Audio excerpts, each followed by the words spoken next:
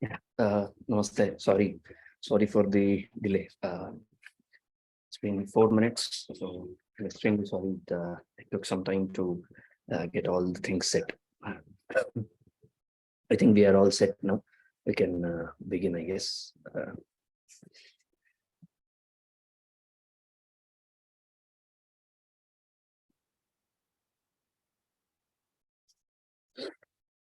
Apadam apahartaram dataram sarvasampadam lokabhiramam shriramam bhuyo bhuyo namamyaham.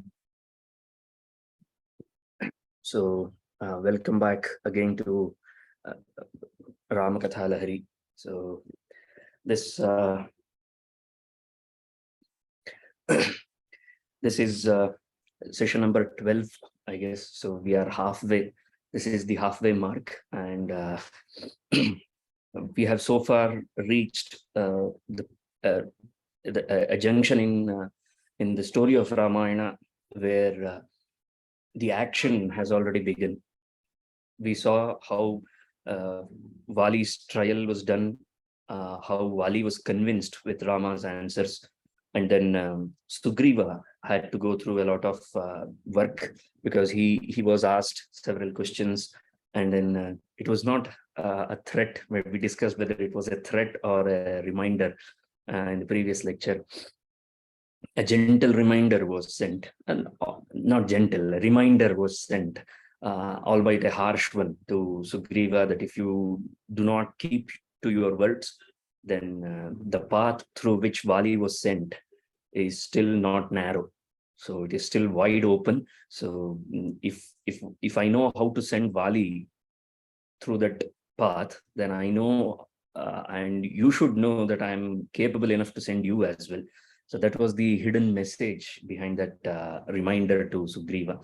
And after that, Sugrīva jumped onto the work, and he did finish the work that was asked of him. He had called upon all his army. All his army was assembled, and then they were dispersed to 4 different directions. Now, this is where we actually took a pause in the previous lecture. Now the story needs to be continued from here on. When Sugrīva sent his army, when he commanded his army to all 4 directions, Rama was very observant. So these are some of the qualities that actually makes a person a great leader. If one wants to achieve greatness in leadership, if one wants to scale up the ladder in terms of leadership, then they need to observe, then they need to know few things, learn few things from the best in the business. For example, Rama. Even though Rama was not commanding them, even though he was not sending them away, he was observing Sugrīva's way of administration. So he observed that out of all the people, Sugrīva was more towards Hanūmān. He was more guided towards Hanūmān. He relied upon Hanūmān a lot. It showed that Sugrīva firmly believed that if this is possible, if this work is going to be possible, if this work is going to be done by anyone, then it is going to be done by Hanūmān and no one else. Out of all those people, he had several of them. His entire army was at his disposal. But within that army, it was a huge army of monkeys, and still Sugrīva had that confidence only in Hanūmān. And he calls upon Hanūmān and tells him that in this entire universe, not on earth, not on land, not in the sky, not in the abode of gods, and not within the water, I don't see anybody who can stop you. You are unstoppable. That's how Hanūmān was motivated by Sugrīva. And then I said that you have the strength, you have the speed, and you have the courage, and you have the light-heartedness that is required to handle all these power. Generally, what happens is when you have too much of power, you seem to be overburdened by few things. But Hanūmān was not like that. Hanūmān was much more diligent in all these things. So that's what Sugrīva is reminding him. And he says that Hanūmān Tvayeva Hanūmān Nasti Balam Buddhif Parakrama. You are blessed with courage, you are blessed with intellect, and you are blessed with strength. And the most important thing, to top all of these attributes, Deshakala Anuvrittischa.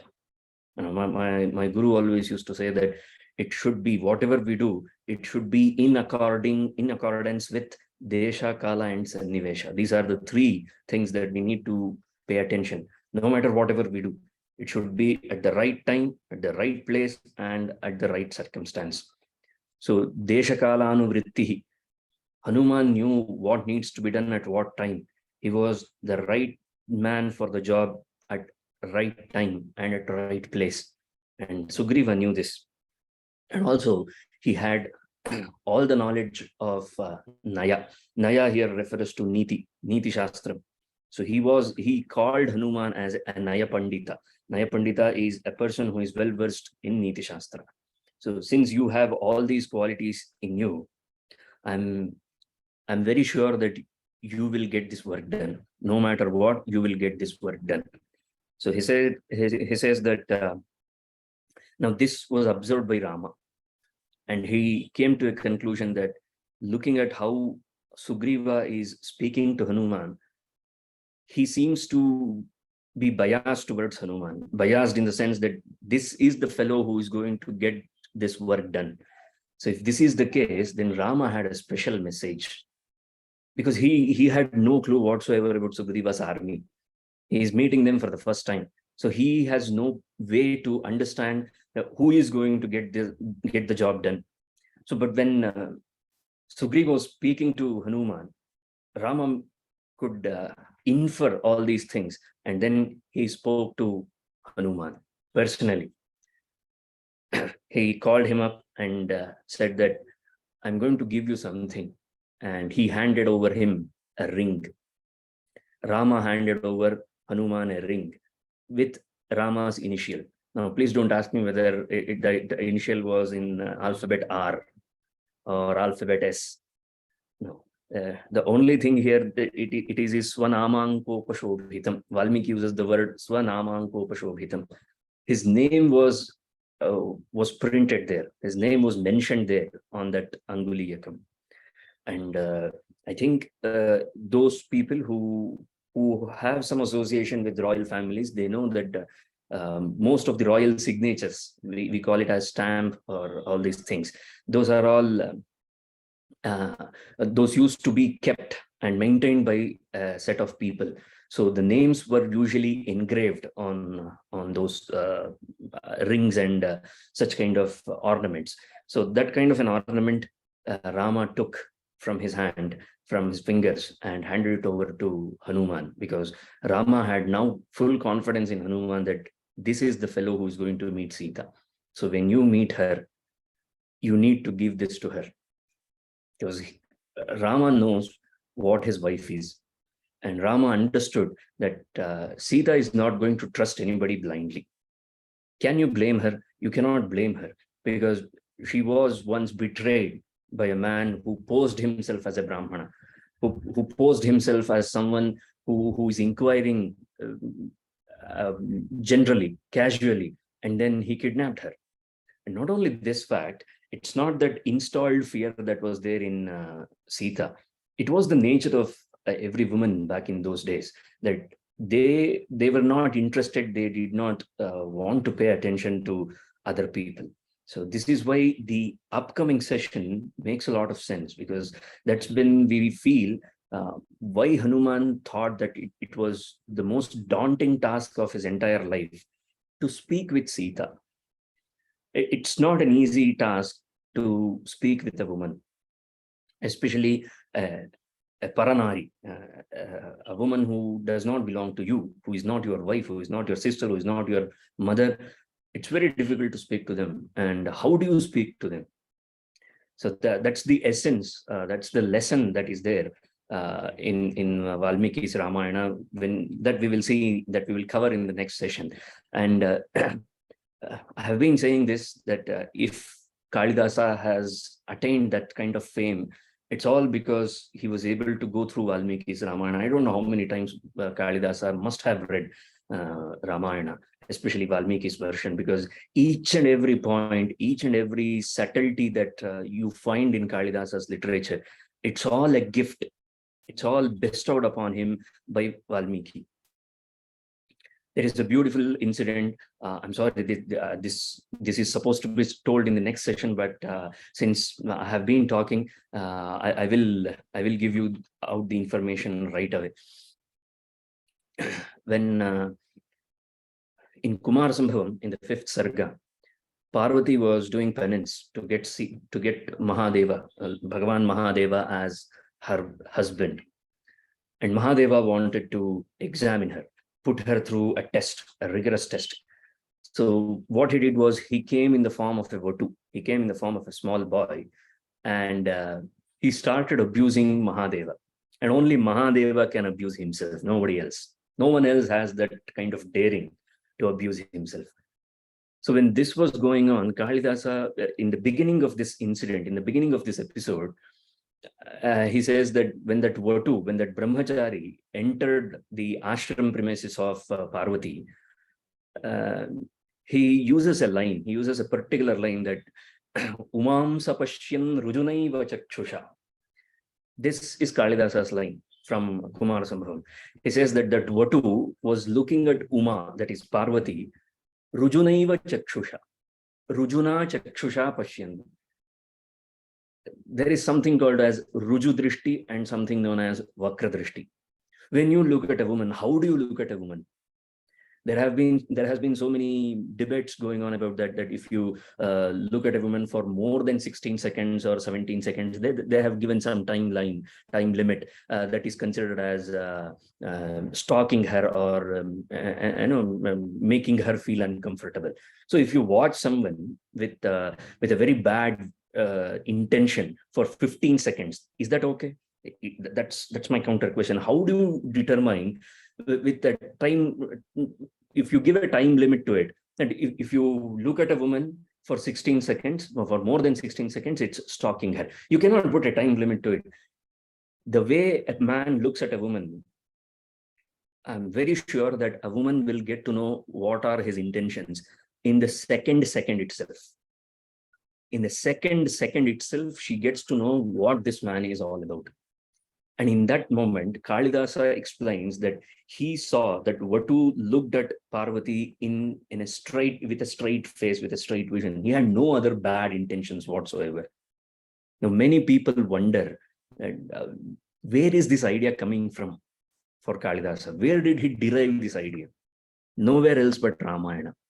He has studied it. He has understood it so well that it was Hanūmān who spoke to Sīta, and no one else was capable enough to talk to Sīta. We will get to know what are the qualifications required to speak to the likes of Sīta. It's not an easy job.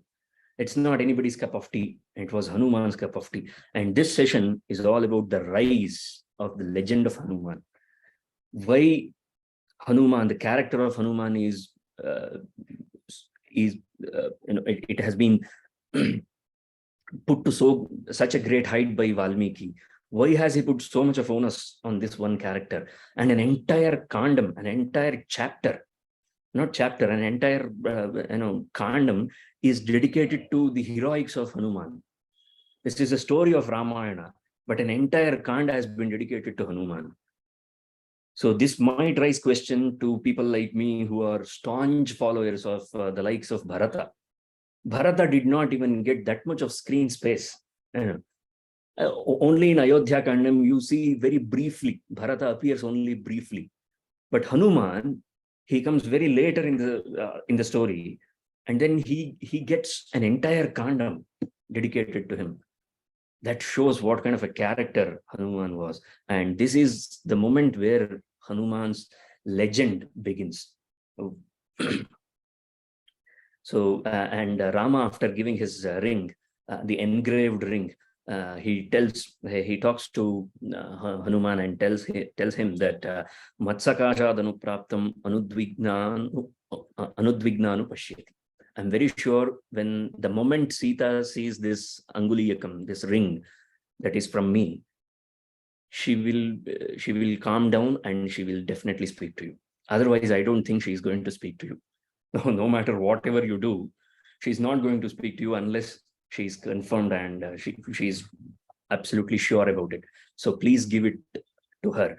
And it's not like many people romanticize this, saying that Rama was missing his wife, so that's why he sent her an Anguliyakam and all. This is not the moment, or this is not the time to romanticize this thing. This is purely understanding Sita's heart. Because Rama very well knew that Sita at no circumstance shall speak to another man. And if that is the situation, then how do you make or how do you confirm or how do you affirm that she is going to speak to you? And that is possible only if I give you something and she knows that you are sent by me. So that's why he gave that. And then all of them, they started their journey. The enthusiasm in Vanara's army, the entire army was so high that everybody, they were so enthusiastic, they were so pumped up that they were all saying that I am the one, I shall be the one who will find out Sita, I shall be the one who will bring Ravana onto the feet of Rama. That was the kind of enthusiasm and that interest they had to get into this work. And they all started their journey. Sugrīva was very happy that he has finally delivered what he had promised Rama. And after this, they all went back. Only a few of them remained in Kishkindha. So Rama and Lakshmana, they went back to Prasravana, and Sugrīva accompanied them. And when Sugrīva was accompanying Rama and Lakshmana back to Prasravana hill, Rama asked very, very beautifully, very calmly, he inquired that Katham Bhavan Vijanite Sarvam Vai Mandalam Bhuvaha. How do you know all these places, Sugrīva? It's very interesting. I'm very curious to know, how come you know so many places? Not so many places, you know each and every corner of this world. How is this possible? How did you gain this knowledge? And thus began another narration of the story of Vālī. When Vālī was fighting that demon Dundubhi, he began from there. So he was involved in that fight with Dundubhi. And it went on for a while, more than a year. And when he saw a flow of blood coming out from that cave, Sugrīva decided that it might be Vālī's. So in order to protect himself and his subjects, he covered the entrance of that cave, and he came back and he was ruling instead of Vālī. And Vālī came back. He got to know that it is Sugrīva who is doing this. And he got angry at him, and then he started chasing him. So that's how Sugrīva knows each and every corner of the world, because Vālī chased him. He did not leave him. So whenever Vālī chased him, he says that I went to the far east, Vālī followed me. I went to the far west, Vālī followed me. Far north, he followed me. Far south, he followed me. That's how I know the entire geography of this world. But then how come you survived? That was the question, right? How did you survive this scare from your brother? That's when Hanūmān stepped in, and Hanūmān called Sugrīva and told him that now I remember, my king, that there is this ashrama of Matanga Muni, and Matanga Muni has cursed Vālī that if he steps into this ashrama, his head will be blown into 1,000 pieces. So this is the safest place in the entire universe. So you can stay here. And that's how I survived in Matanga Ashrama. That's the place where I saw you, I met you. So this is how the story was told. Now, after this, Valmiki is a brilliant narrator. I've been telling this. He proves it once again. Once more, he proves it. The army that was sent to east, north, and west, they returned back within a month, empty-handed. So Sugrīva was not disappointed, because he knew very well that they were very sure that Ravana took Sita towards south. Now, many people might come up with a question here that strategically, why not send the whole of your army, whole of your strength, all of your strength towards south? And why waste sending men to these three directions where it is not at all possible for Ravana to take Sita? Because you have seen it with your own eyes that Ravana carried Sita towards south. Why not send your entire army to south? Because you cannot work on your confidence. You have to work with probabilities. There is a probability that Ravana might have changed the place of Sita. He might have took her to south, and at a time, maybe he has changed her place. He must have kept her somewhere else. So why take chances? You should never take any chance. And these are the lessons that we learn from Ramayana as a good leader. How can we be a good leader, or how do you lead, or how do you administer well? It's like you cover all the loopholes. You don't leave any stone unturned. So 3 sets of army, they came back. Now, the story of the unit of army that was led by none other than Vāli's son Angada, which was sent to the south, and which had the likes of Jambavan, Mainda, Dvivida, Gaja, Gavaksha. All his important commanders were all sent to the south, and their story is narrated now. So they started their journey like everyone else, and then they moved. Then they were searching in the south, and they found a forest, and that forest was very unique because that forest was filled with caves, many caves, but it did not have any source of water, and no people were there, and it looked very dangerous from the outside. Because if any forest, you can imagine any forest without any source of water, without any sign of any human beings, how dangerous could it look? And it looked like that. But they had to go through it. And once they entered that forest, they realized that it's not just the forest is not just without a source of water, but even the trees are without fruits, and they did not have any leaves. They did not have any flowers. It looked very unique. It looked very not endearing at any level. It was not endearing at all, because they belong to they are all monkeys. They enjoy the company of nature. They enjoy forests, but this was one of its kind. So they had never experienced all these kind of things. There were no animals at all.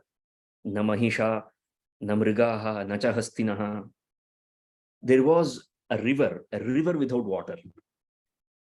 Now you can imagine how difficult it must be for some of them to understand what is this place, where have we landed, where are we searching, where are we headed. And this is where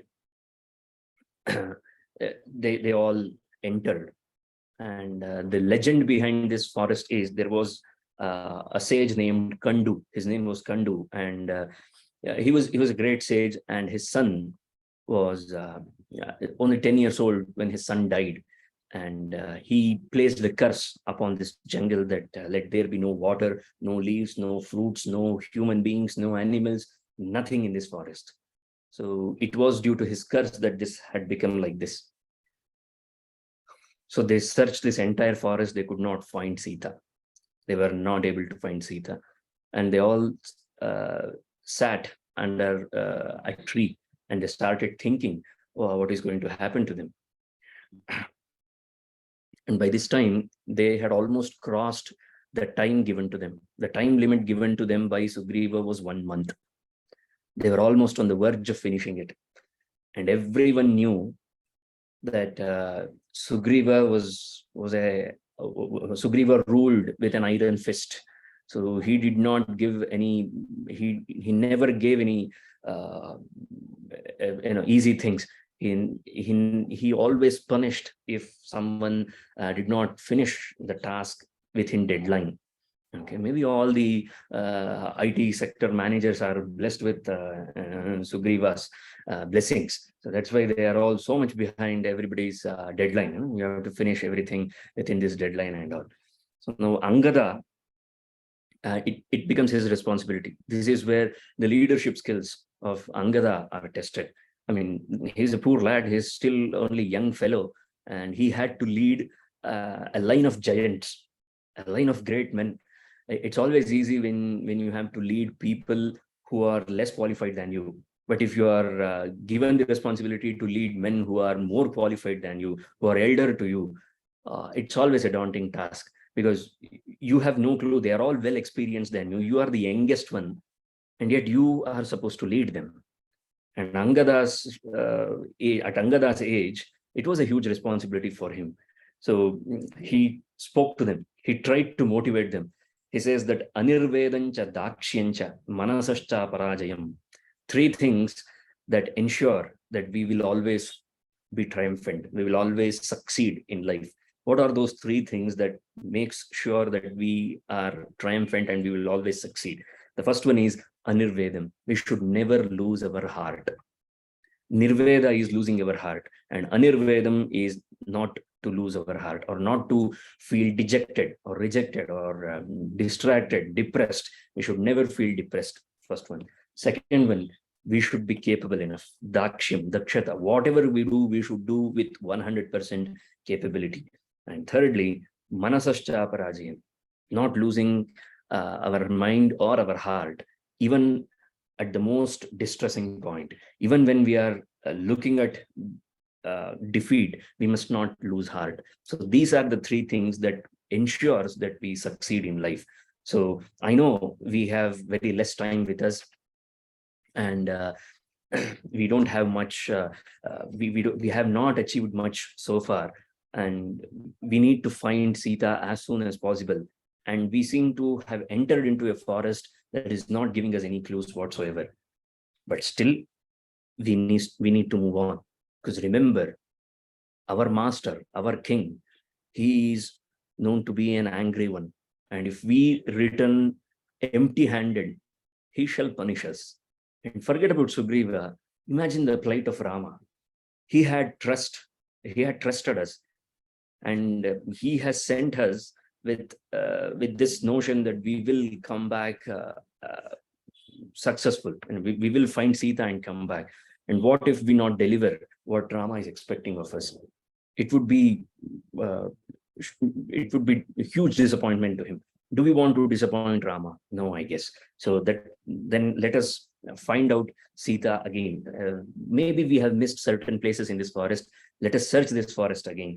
And they started. And once they started, they were very tired, because they did not have any food, because they have entered a forest, such a forest where there is no room for water. If there is no water, then how can you expect any animals there, or fruits or flowers? There is nothing to eat for them, and they have been searching. They are stuck in that forest for a very long time. And meanwhile, they found out a tunnel there, a secret tunnel. And that tunnel was called as Rikshabilam. And they wanted to go in there and search for Sita. And they stepped in it. And they all decided that since we were not able to find Sita anywhere, maybe Ravana has hid her within this tunnel. Maybe it may lead us to Ravana. So let us go and search this tunnel. So they entered into the tunnel, and down they go. And once they went there, they found out that there are certain birds, like Sarasa Pakshi and Chakravaka, the birds that are generally associated with water bodies. And they found that the air that was blowing at that place, at the tunnel, they felt that there must be some water body nearby.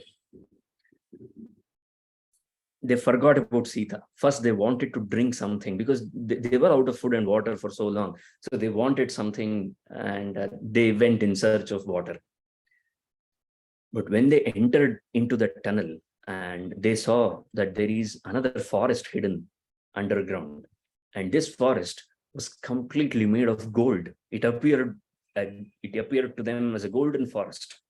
All the trees, the flowers, the fruits, the land, everything is made out of gold. So they were not even worried about it. They were just searching for water. And it was at this time, after so many days, after a very long time, they saw a woman there, and her name was Swayamprabha. As soon as they saw her, they asked her, how come this entire forest is golden? It appears golden. And who are you? And how do you stay alone here? Can you guide us? Can you give us something to eat and something to drink?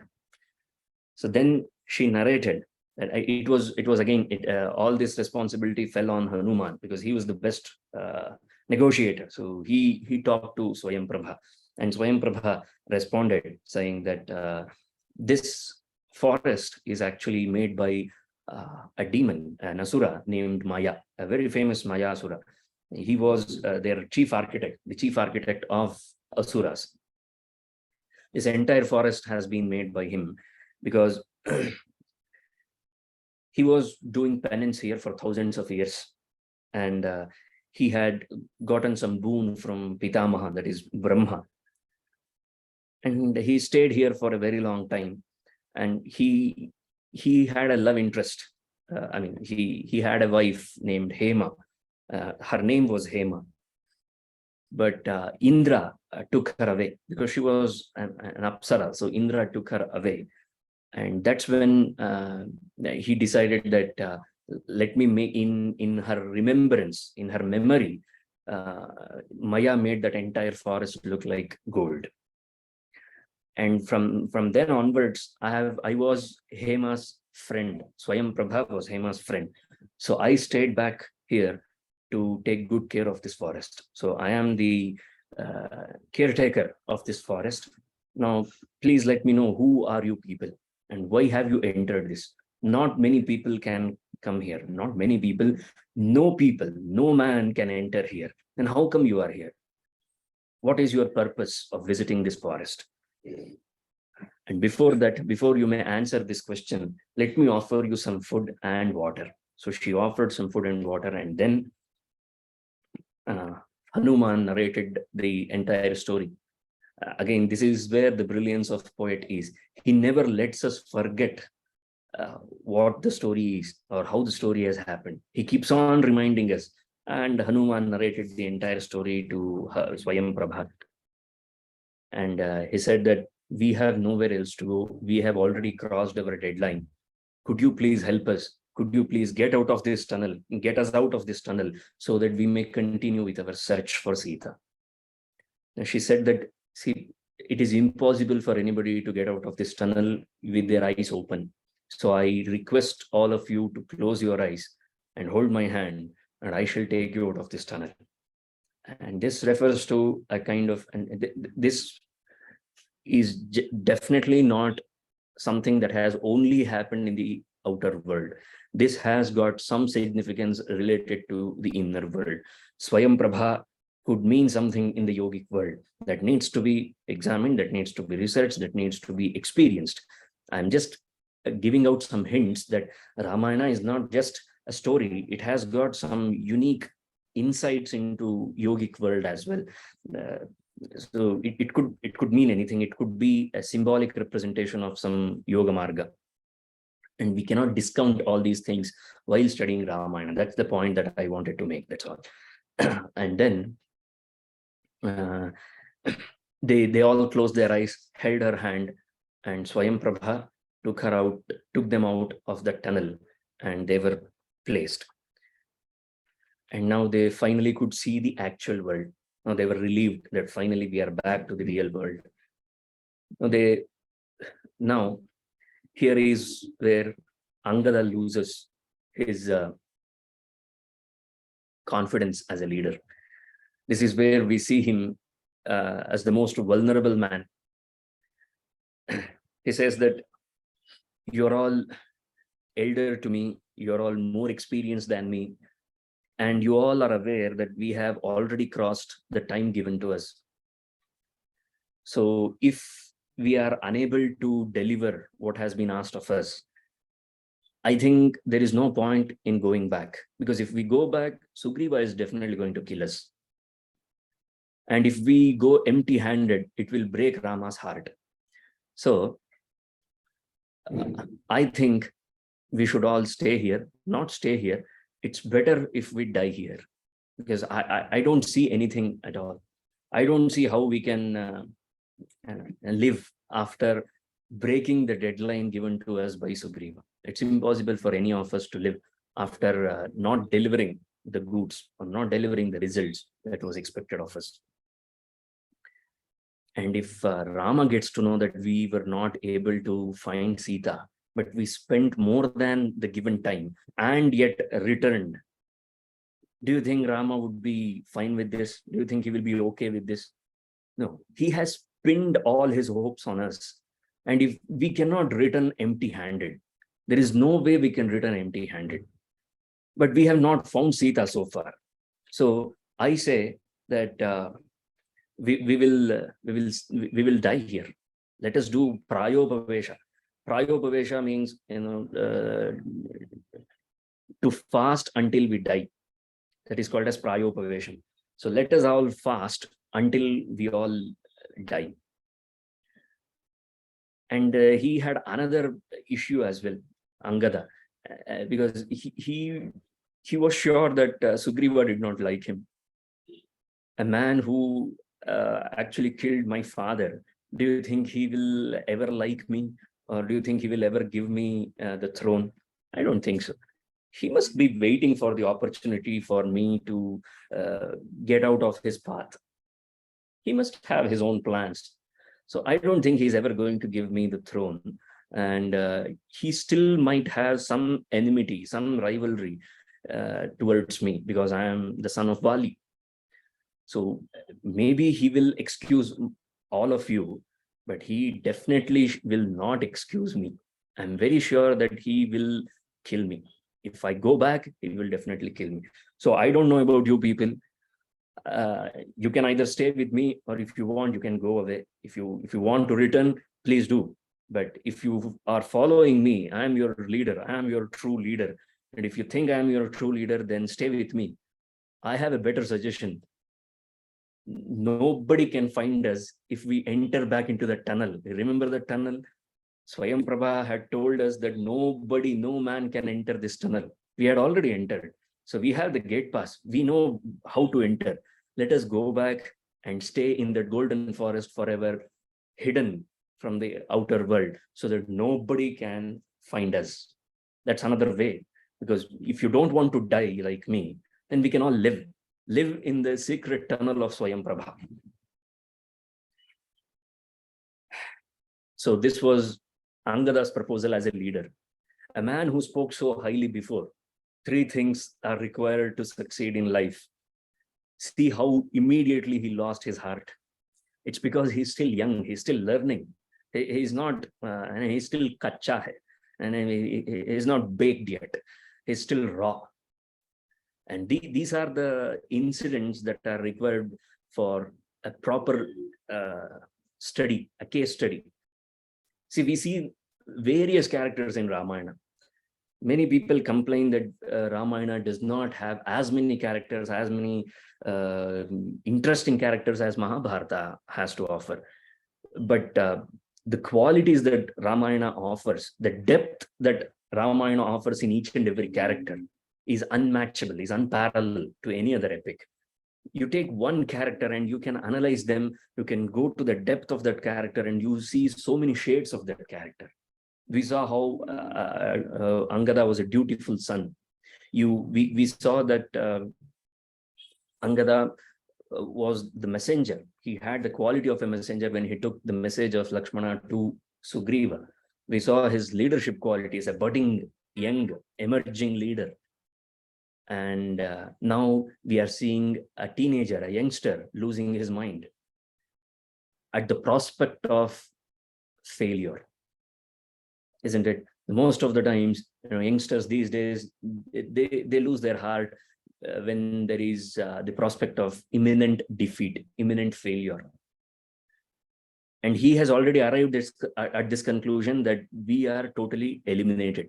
We are finished, because there is no way Sugrīva is going to excuse us if we extend the deadline or if we reach after the deadline.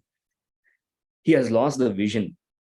Angada here is not seeing it properly, because he is only thinking about Sugrīva and his anger, or how he rules with an iron fist. He's only worried about Sugrīva's punishment.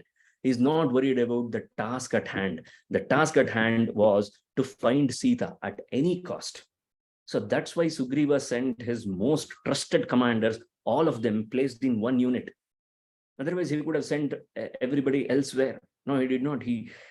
All his great soldiers were put together in one unit, and he sent them because he trusted them to make the right decision. And this is a general notion. This is a common notion that everybody knows who have gone through the Indian literature, that the southern part of this great land was inhabitable. It was never a place for people to dwell, people to live. It has always been a very difficult place for everyone to live. If not for Agastya, then none of this place would have been habitable. So it was back in those days. So you can only imagine that this was still very much a Kantara. And you hear the word, you see the word Kantara used by Valmiki at least half a dozen times when he explains the south. Because it was a jungle, it was a raw jungle, the entire south. Agastya Charite Pathi. So that's what the entire south is referred to as. The path that was walked by the great sage Agastya. So if we are living in the southern part of India, and don't you think we owe something to Agastya? We should remember that great sage. If not for Agastya, we would not be living here. It was filled with demons. It was filled with so many irritating evils. All the devilry existed in the south. All right. So this was his proposal, Angada's proposal.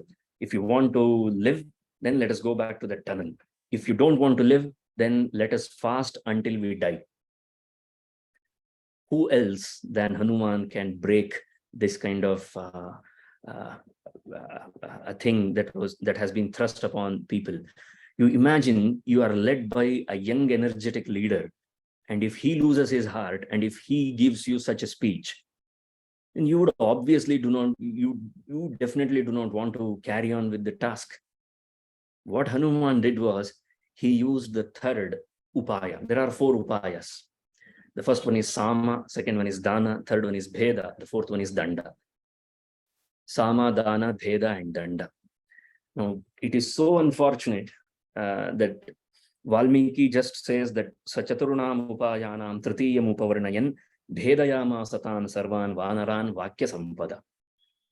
He says that with his words, with the richness that was present in his words, Hanūmān divided all of them.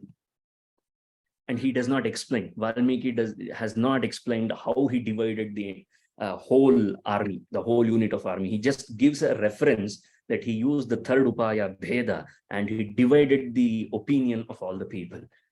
And what an unfortunate miss for all of us. We don't know how to use Bheda. If Valmiki had explained, then we would have known how to use Bheda, the Bheda upaya properly. It's a very difficult art. It's a very difficult skill to master. Sama, many people can sweet speak. It's not an issue. Dana, if you are rich, you can give something to somebody and get them on your side. And if you have power, immense power, then you can use the fourth one. The most difficult, the most strategic, and most diplomatic one is the third one, Bheda. How do you divide the opinion? How do you enter into their mind, change their opinion, make them believe that this is not right and this is the right one? It's not a mind game. It's not some psychological thing to do. It's not some mind-oriented thing to do. That's why Valmiki mentions Vakya Sampada. This is where we need to focus. With his words, Bhedayama satan sarvan vanaran Vakya Sampada. A brilliant insight. He just teases us, Valmiki teases us, and he leaves us there. And then he went to Angada. He spoke to Angada. He says that, Angada, do you understand the nature of monkeys? They are known to be asthira chittaha, not sthira chittaha, asthira chittaha, which means they are always on the move. They don't stay at one place. Have you not observed this about your kith and kin, our kith and kin? We don't prefer to stay at one place. We want to be moving all the time. So what might happen here is, just because you are the leader here, they may agree, they may accept your words. Okay, they may follow you. They may follow you to fast until death. The moment you die, they will move away from here. Or if they remember that they have a family, because they cannot stay away from their family for long. They are a very tight-knit community. So they don't want to stay away from their family for a long time. If they remembered about their wives and children and family, and if they wanted to return, do you think they are going to stay with you in the tunnel, no matter how good the golden forest is, no matter how good Viśvāmitra forest looks like? They are not going to stay with you. They will betray you and they will fly back. They will go back to their families. They would be waiting for their opportunity. So you cannot trust them. And you cannot use your strength. You cannot use danda against them. You cannot punish them. You cannot command them to be loyal to you, because their loyalty lies with the actual king, Sugrīva. You are not the actual king, are you? So they are never going to follow you. You might be a good leader, my friend. You might be the son of a great king, but you are not the king. You don't have the throne yet. See how he is breaking Angada, right? Such a brilliant fellow. You need minister. That's why Rama said in his first meeting of Hanūmān itself, Rama made that statement that any king who does not have a minister like Hanūmān is at loss. He can never rule a kingdom. You need a minister like him, who can bring sense to people, who can control the entire scenario. He's like the defensive midfielder in a football game, who knows how to control the tempo of the game. So he knows how to control the entire scenario. He knows how to control people. He knows how to keep them on the right path. And then you suggested that let us all go to Viśvāmitra's forest under the tunnel and hide there forever. These things are nothing for Lakshmana's arrows. Lakshmana's arrows will find you like this. Do you think you can hide forever from Lakshmana's arrows? It's impossible. See, he's not even giving the reference of Rama. You cannot escape from Lakshmana's arrows. Forget about Rama's arrows. So it's not possible. And finally, he says that you will be left alone, my friend. So either you stay with us or you die alone. Which one will you choose? If you want your command to be followed, don't expect all the monkeys to follow you, because they will not follow you. I may follow you, but they will not follow you. See, this is how you break. This is Bheda at its very best. And if you stay with us, and if all of us together find out the whereabouts of Sita and we return even after the deadline, Sugrīva will be very happy. And if you make the king happy, if you keep the king happy, then he will definitely put you on the throne. You are the next to the throne. So Sugrīva will always keep his word. And I am here. I shall put in a good word about you. So you shall be king one day. Do you want to throw away the kingdom of your ancestors just because you are not able to find out Sita, the whereabouts of Sita? So what a brilliant way of convincing Angada. But Angada was still young. I keep repeating this. He was still young and he was not convinced. And this is where he says that there are certain qualities, Hanūmān, which are required in a leader, which you look up to in a leader, in a king. For example, he needs to be sthira, he needs to be solid, and he needs to have a good heart, a pure and pious heart, and he needs to be truthful, and he needs to be straight in his approach. He should be courageous, he should have perseverance, and all these qualities, the rest of the qualities. Now, do you seriously think Sugrīva has these qualities? A man who actually closed the doors on my father, came back and took the kingdom for himself. Do you think I can trust him ever? Do you think he will remain truthful to his words? A man who took the help of another person to get rid of my father, to get rid of his own brother, of his own sibling, of his own kith and kin. How can you trust that man? I can never trust him. So what's the guarantee? How can you guarantee me that Sugrīva will make me the king one day? He must be waiting for some opportunity to get rid of me. And don't you remember that he is the same person who forgot the help that he got from Rama? Wasn't it you who reminded him about all these things? Were you not there when Lakshmana came in like a personification of Rama's anger? Did you not see how Sugrīva shivered there?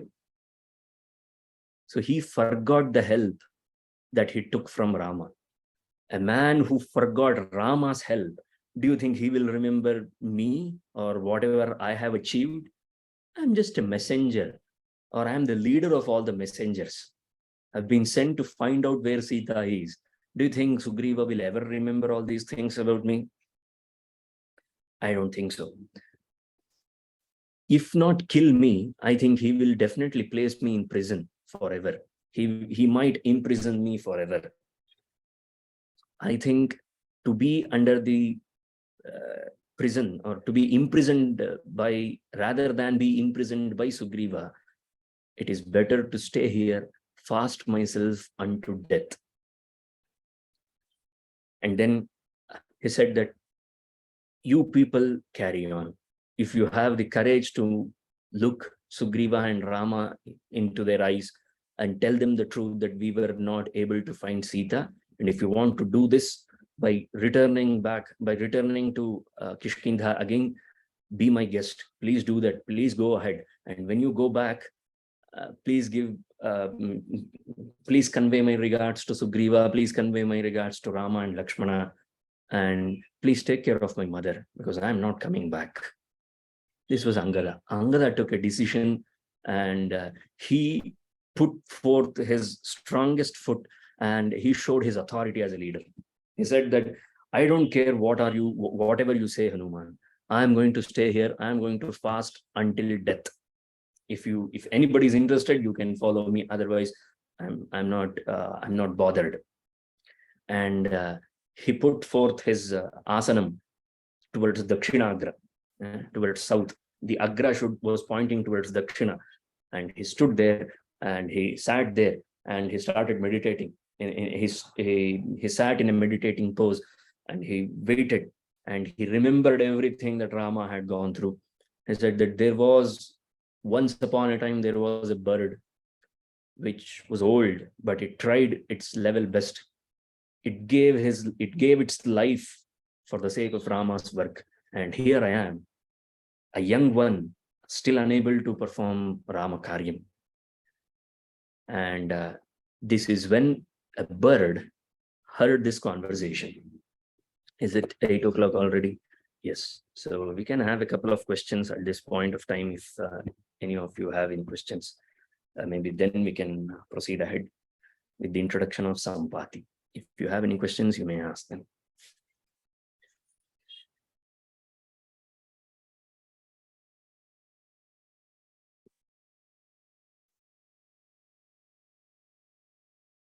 Indra being the culprit in so many circumstances, Indra indulging himself in so many vices, how is he still respected and revered as the king of all devatas? So in what perspective was Indra the culprit here? I don't know. And What are the vices that we are talking about Indra? I'm unable to get it. And that poor fellow has not done anything wrong, at least in this situation, in the story that we have gone through right now. Has not done anything wrong, I believe. So if you could give me some uh, particulars, then I think we can have a meaningful discussion on how how Indra is the culprit here. I don't see Indra being the culprit here. If you are referring to the point where he took away an Apsara from Maya, he did the right thing, because Apsara is a Deva Yoni. She belongs to the gods. And anything that belongs to gods should remain with them. See, there is this concept called as Saundaryam. We term it as beauty, the concept of beauty. So there is a famous line in Upanishad which goes like Satyam Shivam Sundaram. So what is the essence? What is the heart of Sundaram? What do we mean by Sundaram? Sundaram does not mean like how we perceive it today. Everything that needs to be at its place, if it is at its place, then it is known as Sundaram. The eyes need to be here and the legs need to be downwards. If we interchange it and call it as beautification, that's not beautification. That is horrification, if such kind of a word exists in English, I don't know. So in the same way, an Apsara, she needs to be at Devaloka. And Devaloka belongs to Indra, and he's the lord of it. And if something or someone is missing from his loka, it becomes they are his subjects. All devatas are his subjects. And if a subject is missing from his domain, from his kingdom, it becomes his responsibility to bring them back at any cost. And I think he just showed the true quality of a king here, not the culprit like in any matter. And the vices that we talk of Indra, or the many vices that he has, that may appear to be vices, but they are not. Because I know that you were referring to Ahalya's incident, because I can read your mind very easily. So in Ahalya's incident, it was a part of a grand scheme of things. And you cannot simply pinpoint Indra here. And yes, again, stealing of a horse. It is Indra's responsibility to make sure that his position is unchallenged. And if anybody can finish any yagam, if a person performs 100 Ashwamedha yagam, he shall attain the Indrahood. That's what generally they say.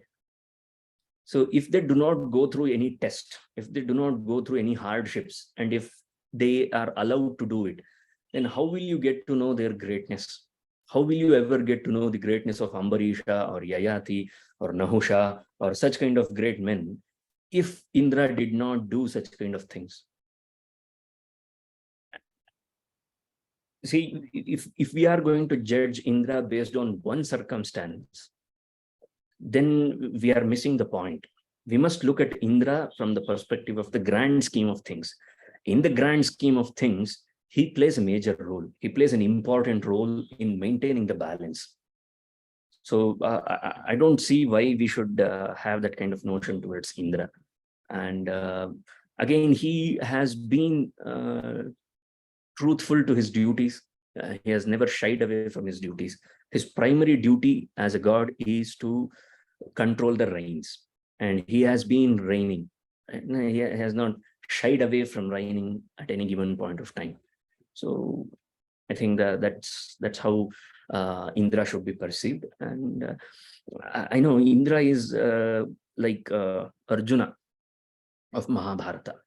Initially, when you listen to the stories of Mahabharata, you feel that Arjuna was given extra care and all such things. Likewise, it always feels that Indra is being protected by so many things. He always does the wrong thing, but still he's taken care of and all such things. But when we look at the grand scheme of things, we get to know that He's in the right spot. Whatever he's doing it correctly, and that's why the connection exists like that. Indra's son is Arjuna. He is from Indra's Viryam. So you can see the connection. And we must not forget that Upendra. Indra always comes with Upendra. Upendra is Indra's younger brother. That is Mahavishnu. Right? So if your younger brother is the one who makes the who has the plan for grand scheme of things, as an elder brother, would you not support the grand scheme of things of your younger one? I think that's what Indra has been doing so far. So there is no point in pointing finger at Indra, I guess. I think we can conclude that question here. We have few more things. Was Angada disappointed with himself or afraid to go back? He was totally afraid to go back. He was not disappointed at himself. He was afraid to go back. But that disappointment creeped in at the end. Just at the end, when he sat in that meditation pose, when he was ready to sacrifice himself, that's when that disappointment creeped in, because he thought about Jatayu. He thought what a great sacrifice that bird did, and I could not do anything. So that's the only point where he was disappointed. But before that, it was 90% afraid. He was scared to go back. Everyone was scared to go back to Sugrīva, because we have already said that Sugrīva is known as Tikshna Danda. That's the adjective used by Valmiki to describe Sugrīva. So he was he ruled with an iron fist. He never gave any easy thing to anyone. Okay. And then all other troops searched the whole world within a month and came back. But likes of Hanūmān were not even able to reach seashore even after a month, because they went through a tunnel, my friend. They stepped down a tunnel and they lost the count of time. We must not forget that. When Swayamprabha mentions that you have lost all the time that you have, because the time runs in a different way under the tunnel. Beneath the earth, time runs in a different way. Time zones, if in a country time zones can change. You look at Australia, time zones change from place to place, from every state. In this small world, if the time zones can change, then shall it not change? Will it not change if we go down further? So that was the reason why they were not able to even reach the seashore. Okay, and last question. Valmiki tells unimaginable numbers about the army of monkeys that arrived in Kishkindha. Was it for signifying something or to beautify his work? Was it a reality? Brilliant question. I think it was a reality. I definitely think it was a reality, and not romanticizing it, and definitely not something that he used it as a tool to exemplify it or exaggerate it. It is not definitely exaggeration, because he gives proper numbers. See, when I am narrating, I am not giving the exact numbers, but I'm telling you that it was a huge army. It looked like an ocean. He uses in both phrases. I mean, at times Valmiki says that it was an ocean of monkeys, that their army looked like an ocean of monkeys. And on the other hand, when we enter into Yuddha Kandam, he gives proper description about the number, who was the commander, and how was their formation, and all those things. We get a clear picture. So I think it was a real thing. It definitely was a real thing. Okay.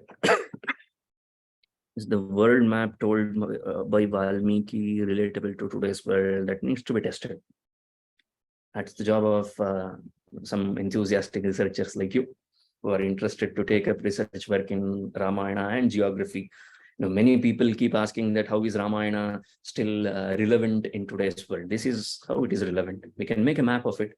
It's not a huge thing to do, but for me personally, it's not a huge thing to do, to just draw a map looking at some references given by the poet. 4 chapters, you go through 4 chapters, you draw a map of the world, and you draw some comparisons and conclusions. It's not a great thing, but definitely for today's world, it is a huge thing. They would really appreciate. This is the world map provided by Valmiki to the world so long ago, and all these things. Personally speaking, I don't think it carries that much of magnificence in it, because this is a magnificent work. Ramayana is. So all we need to do is we need to appreciate. All we can do is we can appreciate the poet's vision here. That definitely needs to be appreciated. Poet's vision. And our task should be how to reach the level of poet. How do we understand the heart of Valmiki? That should be our aim. That should be our goal. Unfortunately, that's not how literature is studied, which is very unfortunate. Nobody wants to know Kavi Hridayam. And it's not a study of literature if you don't get to know the Kavi Hridayam. It's not. But that Kavi should be a proper Kavi, not a man or not a person who just joins words. Joining words is not poetry. Poetry is something else. Okay, fine. I think we can come back to the story. We can continue with the story.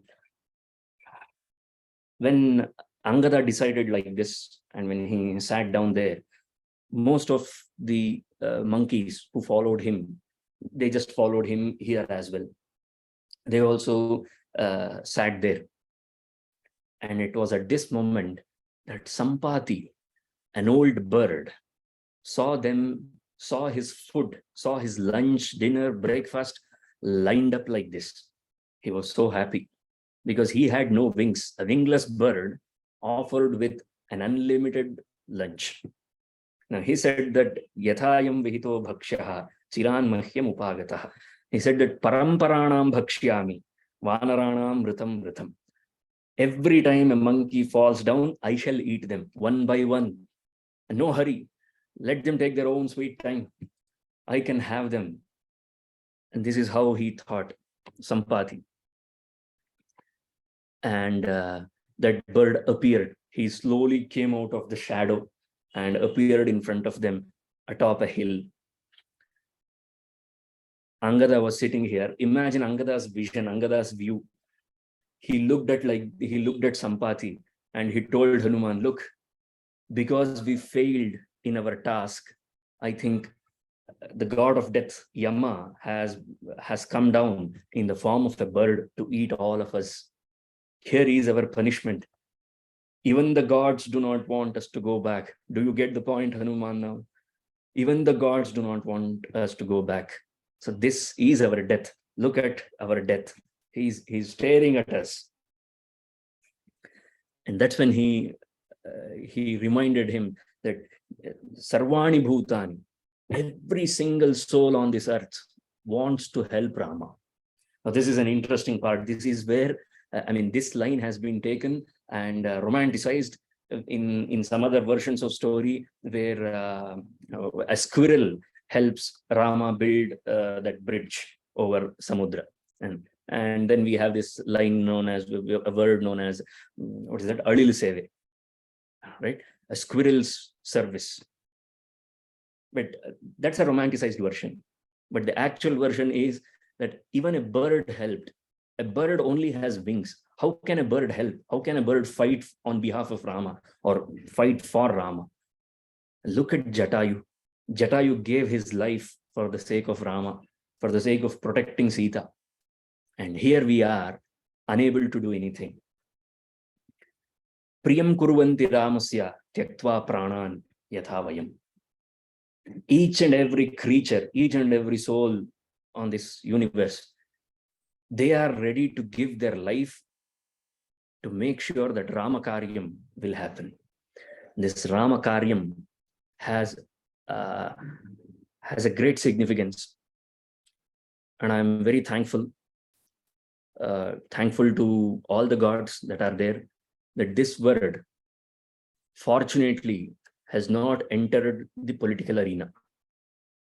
Imagine if they get to know this word, Rama Karyam, and how much brutally will they politicize this. And we cannot even begin to imagine how they will misuse the concept of Rama Karyam. We have already destroyed one beautiful concept presented to us by Valmiki in Ramayana. That is the concept of Ramarajyam. We took that word, we used that word, we killed, we murdered that word, and we set that word on fire. We have finished that word. The word Ramarajyam does not carry the same weight that it does in the original context, because our idea of Ramarajyam has changed. We have associated the word Ramarajyam with liberalism, with communism, with democracy, with all the superficial things that we have known. That's not how Valmiki has envisioned Ramarajyam. Pranapano samavastam rame rajyam prashasati. This is the vision of Ramarajyam presented by Valmiki. He said that each and every subject, each and every man and woman and children in Ramarajya, they had their prana and apana in equanimity. What happens when prana and apana are equal? That's when samadhi happens. That's when you attain the highest level of yoga. It was a yoga bhumi. It was a yoga rajyam, not just a bhoga rajyam. And where is this concept? Look at the level of this concept and look at how we have used the word Ramarajyam. So that's why I'm very happy that the word Rama Karyam has not reached the masses. This is the reason why some ancestors, the parampara, the legacy, the Shastra parampara that we have in today's world, that has been passed on from generations to generations, they have restrained themselves from passing on some secretive information to the public, because you can never trust the public. They take something and they make a huge thing out of it. They may romanticize it. No wrong in romanticizing it, as long as you remember the essence of it, as long as you take care of its significance, as long as you pay tribute and respect its original context, which we don't do generally. We take something from our parampara, from our legacy, and we misuse it most of the times, not all the time. So that's why we don't deserve at times these kind of epics. Fine. Sorry, it was a bit off the chart. Now, Angada says that here we are, crossed several forests. Raghavarthe parishrantaha. For the sake of Rama, we are parishrantaha. We are tired. We were tired. Weren't they tired when they entered into that forest searching for Sita? They were tired. And vayam santyakta jivitaha. We almost gave up our life. And here we are again. We have given up our life for the sake of Rama, because we cannot face Rama and we cannot see Rama disappointed when we return empty-handed. We do not want to see that disappointment in the eyes of Rama. So that's why I am not giving up on my life for the sake of my failure. I am giving up on my life because I failed Rama. See, this is a new level. This is what Angada is. Every time you think that some character is going down, Valmiki has a knack of bringing it back. He makes it shine even further. That's the greatness of a poet. And he says that Kantarani Prapannasma Nachapashya Maithili. We went through several Kantaras, but we were not able to find Maithili. See, yeah, I deliberately made this point because those people who can connect the dots, you may connect the dots. Because the word Kantara is where a thing escapes, where a thing diminishes. And they went through such kind of many jungles, not just one. They went through several jungles and they were not able to find Maithili. They were not able to find Sita. And at this moment, Sampati says that who is this who is talking about my brother Jatayu? And he's saying that Jatayu is dead. Jatayu gave up his life. Now, can somebody bring me down so that I want to know, I want to hear, I want to listen to the story. What happened to my brother? Now, most of the monkeys were afraid because Sampati looked like a giant. Imagine a giant bird with no wings, and he is speaking. And they were afraid. No, I don't want to bring him down. If we bring him down, how can we trust that bird? He may eat us. He may finish us. And then another thought came to their mind. It will be okay, na? Because we all want to die. So it will be okay if we bring him, and if he eats us, we will die sooner. So they brought him down. And once Sampati was brought down, he asked Angada, what was the story that you were telling about my brother? And he narrated the entire story. It was very sad. And then Sampati said, do you know who Jatayu was? Jatayu was my younger brother. He was my youngest one. And because I am old and I don't have any wings, I'm not able to seek revenge. I'm not able to seek vengeance against the one who killed my brother. It was Ravana, right? Ravana was the one who killed Jatayu. I'm not able to seek revenge for him because I'm old. And then he narrated the story. Back in those days, when Indra killed Vritra, we were celebrating it. See, because they're all Deva Yonis. Never forget that these are all Deva Yonis. They said that we were celebrating the victory. We were joyous. In this joyous occasion, both me and my brother, what we did was we started flying from Earth towards the sun. And when we reached near the sun's heat, it just got more and more, and Jatayu could not bear the heat anymore. So in order to protect my brother, I expanded my wings, and my wings were burned down to ashes. And I lost my wings, both my wings, and I fell down. And Jatayu fell unconscious in Janasthanam, and I fell down here in Vindhya Parvatam. Last time I heard about Jatayu, I only knew that he was somewhere in Janasthanam. I was not able to see him because I cannot fly. And he did not know, because he fell unconscious. He did not know where I am. But I saw someone, a man, a demon named Ravana, taking a woman in this way, through this way. He took her in this direction. He took her to his kingdom. There is a kingdom named Lanka. You have to cross the ocean for that. If you move towards south, you will reach the ocean, and you have to cross the ocean in order to reach Lanka. That's where he went. And now they were all surprised. How come you know all these things? I said that we are birds, right? Asmakamapi sauparanam divyam chakshur balam tatha. I can see Sita from here. Even now I can see Sita. She is in Lanka. Trust me, she is in Lanka. Now, how can you see? Because birds have that kind of a vision. They can see as far as the eyes can see. They have that kind of vision. He said that we have the best vision available to all creatures. So that's how we find our prey. That's how we find our food. So I can see Sita in Lanka. So you must go there. And she is sitting under a tree. And look at the precision, Google Maps, satellite pictures. I said, I'm unable. And this is the only help that I can do to you. I can only take you this far. I can give you information. I can assure you that Sita is there. Now, all of those were, those monkeys, they were rejuvenated. Because so far they thought that they have failed. Not only themselves, they have failed Sugrīva, they have failed Rāma, because they were not able to find Sita. Now here is a bird with a bird eye view who is giving you precise location. And he is telling you that Sita is alive. Sita is there at Lanka. She is sitting under a tree. And then he substantiated his claim. He says that there are 7 levels in atmosphere. I think this is something for all those science enthusiasts to explore more. Another brilliant insight from Valmiki.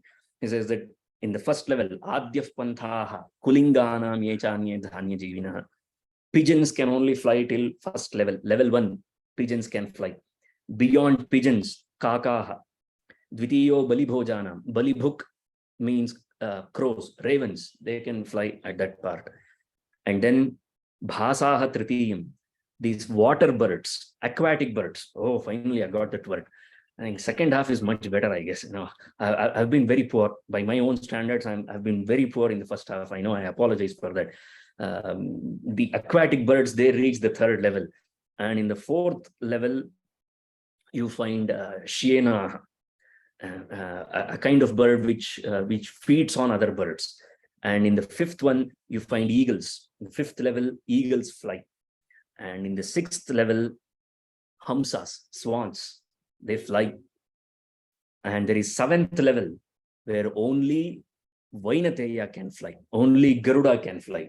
And remember, we are the sons of Vainateya. We are the sons of Garuda. Me and my brother, we are the sons. We are the descendants of Vainateya. So I can fly up until that level. I know my capability. And ihasthoham prapashyami Ravanam Janakim tatha. Even that culprit Ravana is alive, even Sita is alive. Ayojana shatat sagrad vayam pashyama nityashaha. Every day, every moment, we can see anything that exists in 100 yojana. Ayojana shatat. Up until 100 yojanas, we can see. Look at their vision. Look at their eyesight. And when he said this, Jambavan, he was an old man, right? So old people, they have a tendency to ask the same question again because they cannot trust their own sense organs. So Jambavan repeatedly asked Sampati again, Kvasita kenava drishta kovaharati maithilin tadakhyat bhavan sarvam gatir bhavavanam. You are our savior, my friend. You are our savior. Please tell me, did you say that you saw Sita? Did you say that she is still alive? So can you elaborate on this? Can you tell us again? And then he said that, yes, I can see Sita. Sita is very much alive. And you people need to cross the ocean and go there and find her out. And then he says that I have a son named Suparshva. And he used to bring me food. Since I don't have any wings, I cannot fly. So Suparshva used to bring food. One day, he delayed. He was late. And I could not control my hunger. Why? Because here is another fact, another mind-blowing fact given to us by Valmiki. Tikshna kshudha vayam. Birds have hunger. They cannot control their hunger. This is the reason why you find them flying every morning to find food. You can't ask a bird to do Ekadashi Vratam because birds cannot control their hunger. They cannot. They simply cannot. And Tikshna Kamastu Gandharvaha. Gandharvas, they cannot control their desires. And do you know the speciality of Bhujangamaha? Snakes, they cannot control their anger. Tikshna Kopa Bhujangamaha. Tikshna Kamastu Gandharvaha. Tikshna Kopa Bhujangamaha. And what is so severe about animals, especially deer? What is so severe about them? Mriganantu bhayam tikshnam. They are scared. They are very, very scared. That's why they keep on moving. They can't stay at one place. Right? So, and likewise, we are tikshna kshudha. We cannot control our hunger. So, when I was very hungry and my son Suparshva, he delayed, I asked him, why were you late today? And he told me that he met a person when he was traveling. Now you can imagine in which layer Ravana was carrying Sita. That's why Valmiki mentioned the 7 layers. And Suparshva said that he told me that there was a person who was carrying a woman, and he asked me whether this is the right path, right way to reach the south. You see, Ravana wanted to hide from the people. So when he crossed that Pampa Lake, when he crossed that Pampa Lake, maybe he was somewhere that was visible to the monkeys. And once he crossed that Pampa Lake, once she threw her ornaments, Ravana must have realized that she's leaving behind some traits, some marks. So what he did was he elevated his vehicle to such a level which will become invisible to the people who stay on earth. Because we can't see where Garuda flies. Can we? We cannot. Because our vision is not sufficient enough to look at Garuda's path. And that's where Suparshva met Ravana. And Ravana asked him, is this the path? Is this the way to south? And he said, yes, this is the way to south. And Sampati asked him, why did you not prompt him? Why did you not ask him and stopped him? He said, how can I do that? He asked me for the path. He asked me for the way. And you cannot deny someone when they ask for the path. You should not poke your nose in someone else's business. I did my job and I came back. And here is your food. And he offered me. And that's how I know I have heard it from a reliable source that Ravana took Sita towards south. And here I am standing here. I can see that Ravana has held Sita captive and she is very much alive. This is all I can do. Apaksho hi katham pakshi karma kinchit samarabhet. A bird without wings. How else can it help? Or what else can it do? And this is the limit that I can help. This is the essence of Rama Karyam. I have heard about Rama. Hey, wait, where have you heard about Rama? And he narrated his previous story. There was a sage named Nishakara. When I fell down, I was unconscious for 7 days. No food, no water, nothing. And I somehow managed to take myself towards the ashram premises of a sage named Nishakara. And that Bhagavan, he's calling him his Lord because he saved his life. And he told me that you shall get back your wings, albeit not with that much of power, but you will get your wings back. But you have to wait for a very long time, my friend. And you have to help. And you have to help in the cause of Rama Karyam. He had told me, he had the vision. That's why he's a sage. That's why he's a rishi. He had this vision that there will come a time in my life when I have to contribute to Rama Karyam. And this is my opportunity to contribute to Rama Karyam. And I have done this. The rest rests with you. The remaining things rests with you. Bhavatantu samarthanam nakinchidapi dushkaram. You people are so strong that nothing is impossible for you people. You can cross the ocean. And then he asked that, can you take me to the seashore? Can you take me to the seashore? This is where the story is going to get elevated. And they all took him, they all carried him. Imagine the likes of Gaja, Gavaksha, Mainda, Dvivida, mighty monkeys carrying Sampati. You can imagine how big Sampati was, how giant Sampati was. It's unimaginable. And they all took him because he wanted to give Tarpanam to his brother Jatayu. And he did that. And as soon as he did that, he got back his wings. He said, I have waited. And he mentions a beautiful thing. I find it very much interesting. He said that there was a time, Uditam Marane Buddhim Munivakir Nivartaye. Several times I had this thought of ending my life. Because what a miserable life I have got.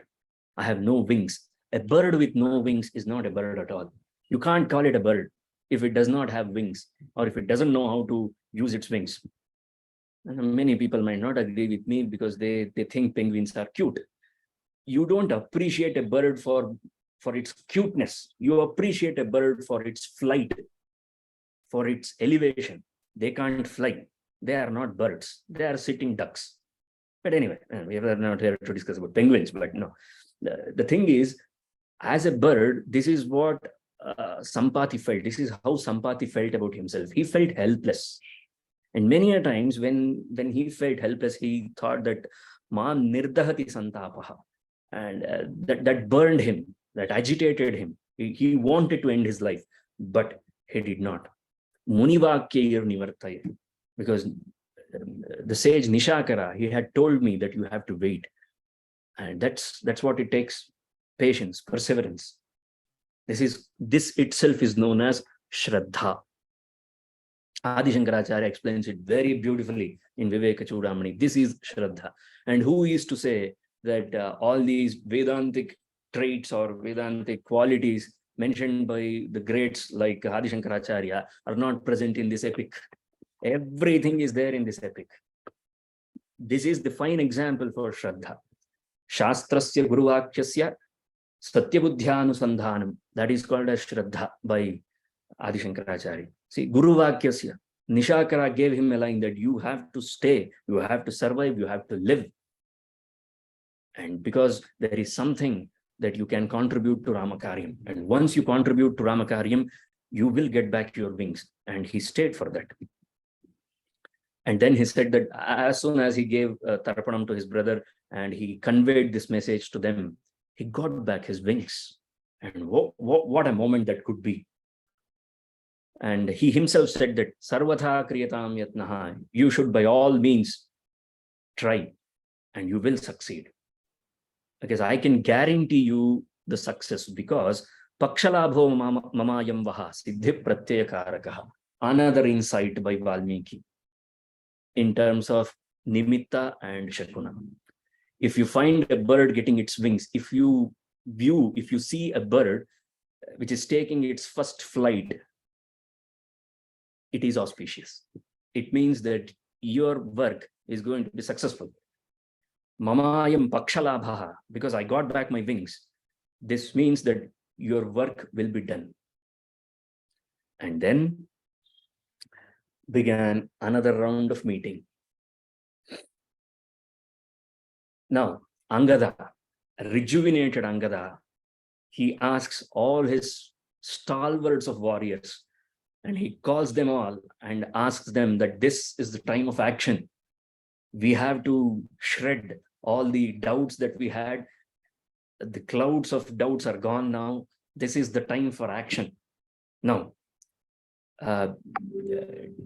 take away all these doubts and tell me, who wants to make Sugrīva proud? Who wants to see that happiness in Rama's eyes? Who wants to convey this sweet message back to Rama? Is there anyone who wants to volunteer? Nobody gave a response. Poor fellow, young leader. Nobody wants to be a part of his plans. And then he said that don't be shy. Don't hold back yourself. This is a closed circle. You can very much tell me, you can trust all of us here, and you can tell me what is the amount of strength that you have. How far can you fly? That's all I'm asking. Come on, speak up. And thus began everyone. First one to speak was Gaja. He said that I can fly for 10 yojanas. Gavaksha 20, Sharabha 30, Rishabha for 40. Gandhamadana said I can fly for 50 yojanas. And then Mainda for 60, and Dvivida 70, and Sushena 80 yojanas. They are all young, energetic. And then came Jambavan, the old man. He was so proud of himself. And he said that back in my good old days when I was young like you people, I went through this entire world 21 times. I did the parikrama. You must have heard about this parikrama. I did the parikrama of Trivikrama back in those days. Parikrama of Trivikrama 21 times. And I had that much of strength. But now I'm old. I cannot do that much. I can only fly till 90 yojanas. That's my limit. Now, as a leader, when you have these many capable warriors with you, how do you lead them? Lead them by example. Now, Angada speaks. He says that I am very sure that I can cross 100 yojanas. No doubt about that. What a confident young fellow. He has not even attained the age of Hanūmān. Forget about that. He's still a young boy, a 14, 15-year-old boy, Angada. He said that I can fly 100 yojanas. I can definitely reach Lanka. I can get to know, I will definitely get to know about the whereabouts of Sita, but I'm not sure whether I will be able to come back or not. You remember another fellow, Abhimanyu, a stupid youngster a stupid teenager who knew only how to enter into that Padma Vyuham, but he did not know how to come back. But unfortunately, there was no Jambavan in Mahabharata to help Abhimanyu or put some sense into Abhimanyu's head. But here, Jambavan was there. He said, it's impossible. We cannot let you go. You are our commander. You are the next to throne. We cannot send you on on this kind of a mission. Are you joking? You are our everything. You are the one who is supposed to prepare the report, because none of us want to do the clerical work. Okay, you are the leader. You prepare the minutes of meeting. Okay, you prepare the report. You report it back to Sugrīva. We are not going to do all those things. Okay, so you need to stay here, make a report of all these things. We are not going to send you on that mission. And he says that Mule hi sati siddhyanti gunas sarve phalodayaha. Only when you have your roots firm, only then you will get all the fruits. So you are our root. We don't want to lose our root. We cannot uproot ourselves. So you are staying here. And then Angada asks the inevitable question, the elephant in the room. Who then? Who then amongst us can cross the ocean? And this is when Jambavan speaks to Hanūmān. He said, here he is, Hanūmān, the mighty Hanūmān. And he spoke directly to Hanūmān. He said that, Hanūmān, you are equal to Sugrīva. You are equal to even Rama and Lakshmana. Can you believe it? That's Hanūmān's strength. He was no less than Sugrīva. Okay, fine, that is okay. That we can accept. But when Valmiki makes a statement like this, Rama Lakshmana yoschapi tejasa cha balena cha, you are equal to both Rama and Lakshmana in terms of strength and in terms of courage. Oh, you don't need any more certification than this. This is the greatest ever certificate that you can ever get. This is the Oxfords of all universities. This is the highest order, highest award that you can get, that you are equal to Rama and Lakshmana. The amount of strength that Garuda carries in his wings, you carry that strength in your shoulders. Your mother was a great Apsara. She was named as Punjika Sthala. You can find this name, a unique name, Punjika Sthala, in Vedic mantras. And then he says that, but she was famously known as Anjana. That's why his name was Anjaneya. And she gave birth to you. And she gave birth to you by the courtesy of Vayudeva, because he is the one who is your true father. He is the one who has given his entire sattvam to you. So you are the son of Vayu. And back in your childhood, you thought that sun is a fruit and you wanted to take that fruit. So you flew from here. And when you wanted to take the sun, Indra used his Vajrayudham. And that's how you got your kapolam, your cheeks. That's how your cheeks were swollen. That is the reason they call you as Hanūmān. Hanu means, the swollen cheek is known as Hanu. So because you have swollen cheeks, you are known as Hanūmān. And there is nobody who can beat you in terms of speed, in terms of strength. How come you are holding back? This is your moment to shine. You are the one who can do this job. No one else can do this. And thus comes up Hanūmān.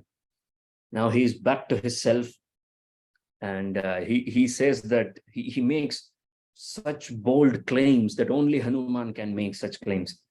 He says that only Garuda can follow me. Only Garuda can match my speed. And I can go around this entire world and come back several times before the sun sets. Anastamitam adityam aham gantum samutsahe. I can reach till there. There is not a single place in this world where I cannot reach. That's the kind of reach that I have. I shall remove all the clouds. I shall disturb the clouds. Kampaishyami parvadan. I shall remove the mountains. I shall move the mountains. I shall eradicate, or I shall remove the clouds. Nobody other than Garuda and my father, Vayu, can match me in terms of strength and speed. And after he said this, he stepped upon a parvata, a mountain which was nearby. It was named as Mahendra Parvata. And he stepped on that Mahendra Parvata because he needed a launch pad. He needed a launch pad to launch himself into the sky. And thus ends the Kishkindha Kandam. And now we enter the most important Kandam for many people, the Sundara Kandam. Tato Ravana Nitayaha Sītāya Shatrukarshanaha Yesha Padamanveshtum Charana Charite Pati. Of the most famous shlokas in the entire Ramayana. After Tapasvadhyaya Nirtam, the first shloka of Ramayana, if anybody knows any other shloka in Ramayana, that is this shloka. Tato Ravana Nitaya Sītāya Shatrukarshanaha. So he decided that he needs to know the whereabouts of Sita and know the whereabouts and the strength of Ravana. He wants to make an analysis of Ravana's strength. So that's why he has decided to fly. And before he began flying, he made an invocation to Surya, Mahendra. Oh, what a wonderful question my friend asked in the first session. How come Indra is a culprit, so and so? See, even the great Hanūmān had to bow down to Indra. The same Indra who had thrown his Vajrayudham on him. He has forgotten all enmities are forgotten. There is no rivalry between them because everybody understands the vitality, the significance of the role that Indra plays in their life. Sasuryaya Mahendraya, Pavanaya Swayambhuve. He bowed down to his father, and then he bowed down to the creator, Swayambhu, Chaturmukha Brahma, and to all the creatures, Bhutebhyascha Anjaling Kritva, Chakara Gamane Matin. This was before he took that Sankalpam. You have to make a Sankalpam. Because it's such a humongous task that is going on. So he needs to make a Sankalpam for that. And he did. And he looked towards east. Now, this is very interesting because he's supposed to cross the ocean towards south, but he took the Sankalpam turning towards east. Anjaling Prangmukham Kurvan Pavanaya Atma Yonai. Prangmukham Kurvan. So these are the intricacies that you can find, the subtleties you can find in Valmiki's work.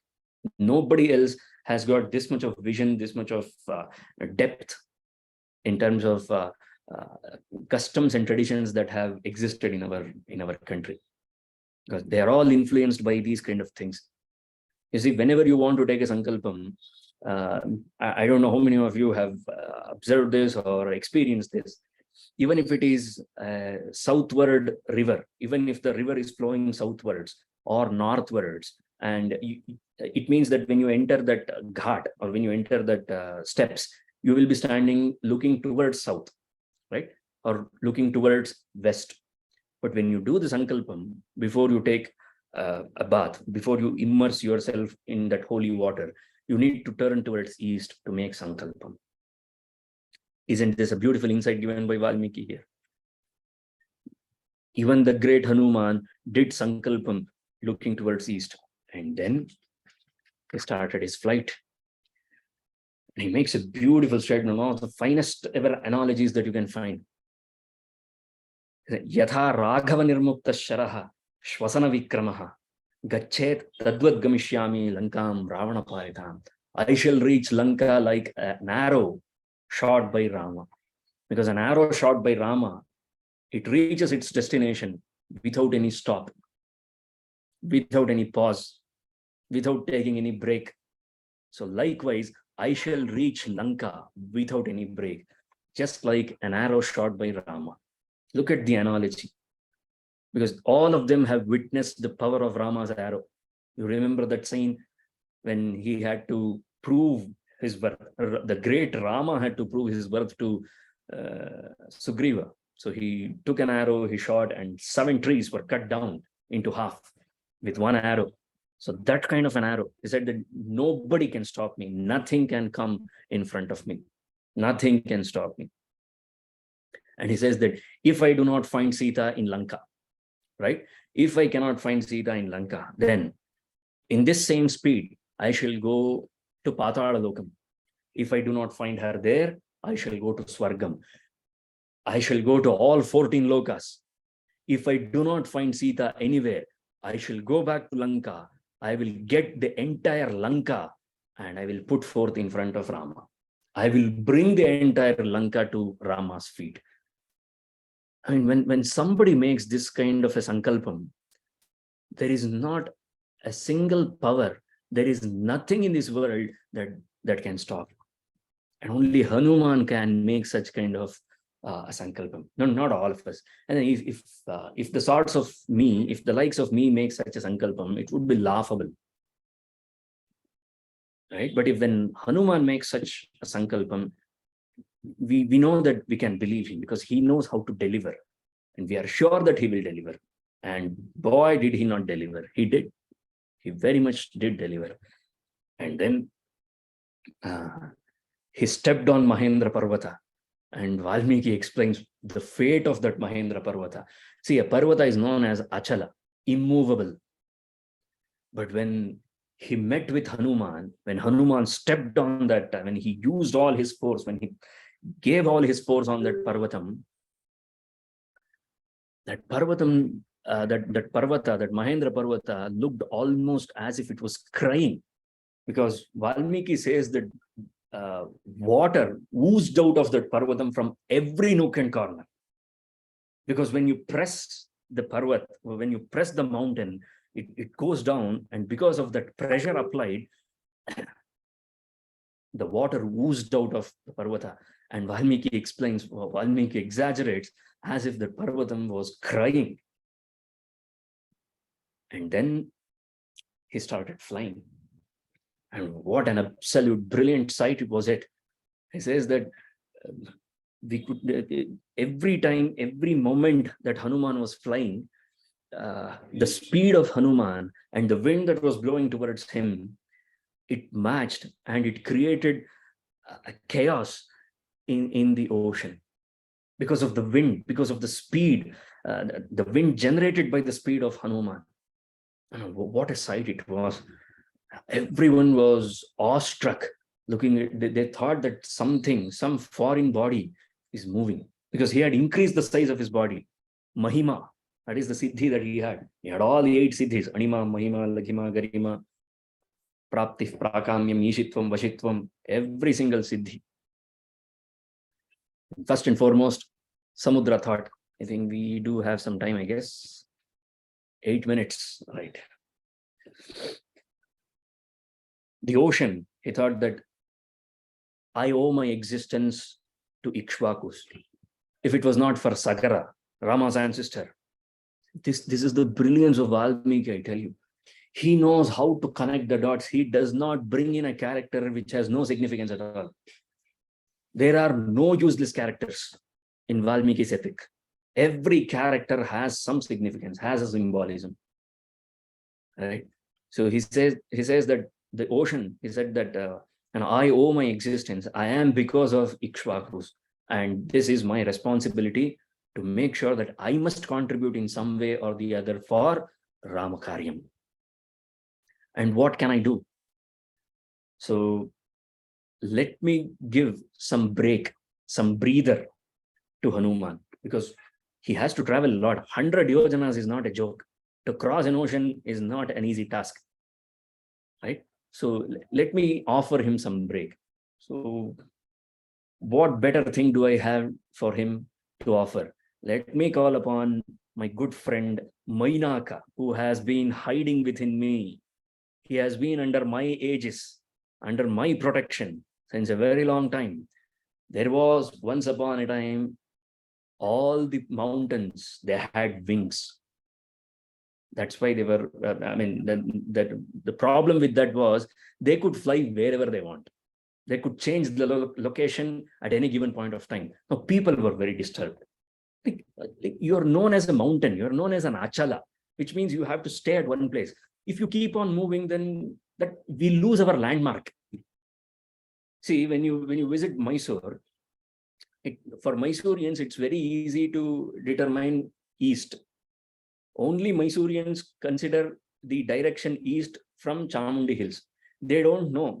I think most of the children who are brought up in Mysore traditionally, they don't know the concept of east with the help of sun rising. The direction in which sun rises is east is very alien to Mysoreans. East means Chamundi Betta, right? And the rest of the directions you can calculate from Chamundi Hills. That's how Mysoreans perceive. As a person who was born and brought up in Mysore, that's how I perceive directions as a child. Chamundi Hills means east. Every other direction you can calculate yourself, right? So if that Chamundi Hill had some wings and if it kept on changing, how difficult would it be? So Indra, the great Indra again, see, he is the one who gave us landmarks, classic landmarks. So we cannot forget him. He took his Vajrayudham. One day he decided that enough is enough. So he went on a spree. He cut down all the wings of all the Parvatas. That's why he is called as Gotrabhit. Gotra means Pakshas. Gotra means wings. So he who cuts the wings is known as Gotrabhit. So Indra was called as Gotrabhit. But this fellow, Mainaka, somehow escaped the rage of Indra. All the courtesy goes to Vayu, because the wind helped him and he threw him away into the ocean, and ocean has hidden him ever since. And he has the capacity to rise horizontally as well as vertically, as much as he wants. He calls upon his best friend, who? The ocean, Samudra Raja calls upon his best friend to offer a breather to Hanūmān. Out came Mainaka. Hanūmān felt that this is an obstacle and he used his chest to push it down. Imagine the amount of strength Hanūmān might have had to push down a veteran mountain using his chest. Mainaka was shook for a second. I mean, he felt so nice that, there is somebody who can match the strength and power of myself. And then at the top of his Shikharam, he came in the form of a human being. With folded hands, he asked Hanūmān, and he narrated the story. And he said that you must rest here for a while. Hanūmān said, no, I'm not here to rest. This is not a picnic. This is not a jolly ride that I am taking. I am on a mission and I am not supposed to rest, because you remember what he said? If I do not find Sita, then I shall, with the same speed, I shall go to Patala, I shall go to Swarga, I shall go around all the 14 lokas. And that's the kind of sankalpam he has made. That is sankalpah karma manasam karma. He has made up his mind that he is not going to stop. So he refused. He said, some other day. And Indra was looking upon this day. Where did you escape all these days? And Mainaka with folded hands, brother, please forgive me. And see, I tried to help, to contribute. I tried my best to contribute to Ramakaryam. And Indra was very happy. I said that I'm very happy with your work. So go and live your life. I'm not going to cut your wings. So even to this day, Mainaka is the only mountain with wings. He can move anywhere. And then, as he was moving ahead, a Bermuda's Triangle happened. He felt that he was being drawn towards the ocean. He could not find out what is happening to him. So that was Surasa, none other than Surasa. And this Surasa was sent by the gods themselves. It was their ploy, it was their plan, because they wanted to test how good Hanūmān is. See, Devadas are the executive committee, right? In government terms, for anything to happen, they always make a committee. The first thing that a government makes is a committee, right? And the committee is supposed to take care of everything. That committee has to ensure that the person deployed for this particular work is capable enough to give the results. So this Devatas, they are committee. And my friend who asked the question, Indra is a natural head of all committees. He always heads all the committees. It's like, by default, Indra is the head of that committee. So it's their responsibility to make sure that the person chosen for this Ramakaryam is capable enough. They wanted to test Hanūmān. So what they did, they sent Nagamata, that is Surasa. And Surasa, she said that I have been sent by the gods and my job is to eat you. I have been instructed that I have to eat you and nobody can surpass me without my permission. So in you go. And she opened her mouth. Daśayojana vistirnam. She opened her mouth this wide. And Hanūmān thought that, okay, let me show her my strength. So he increased himself 20 yojanas. She opened her mouth 30 yojanas. And he increased it by 10 more. It was like a betting going on. You increase it by 10, I raise the stake by 10. So it went on. And it went up until 90. 90 yojanas.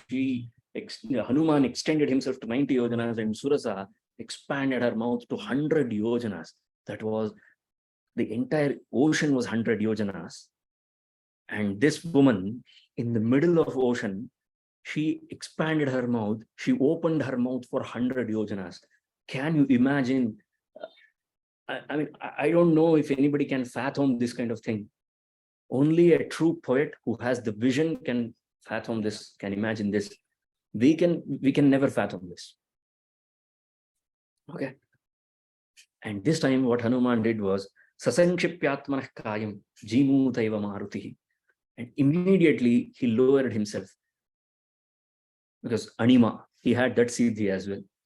Not just Mahima siddhi, he had Anima siddhi as well. So he shortened himself, he entered her mouth, he came back and he said that, done. You said that everyone should enter my mouth and go. I have entered your mouth, I have come back successfully, let me go. Everybody praised his intellectual presence, his presence of mind. So this is the second greatest thing that Hanūmān did while crossing the ocean.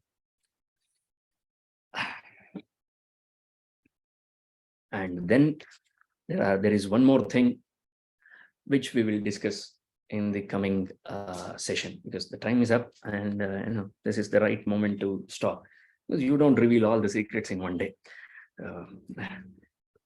He finally reaches the shores of Lanka. So we will see that in the coming week. Okay. Willing suspension of disbelief. Yes, that's the line. Willing suspension of disbelief. So maybe, I mean, I don't think this is something that is that cannot be believed. This is not a subject for disbelief. This is just something that we have never encountered. We don't know how to know all these things. That's all. Yes. Sir, did birds give tarpanam? Everybody is supposed to give tarpanam. Every creature is supposed to give tarpanam.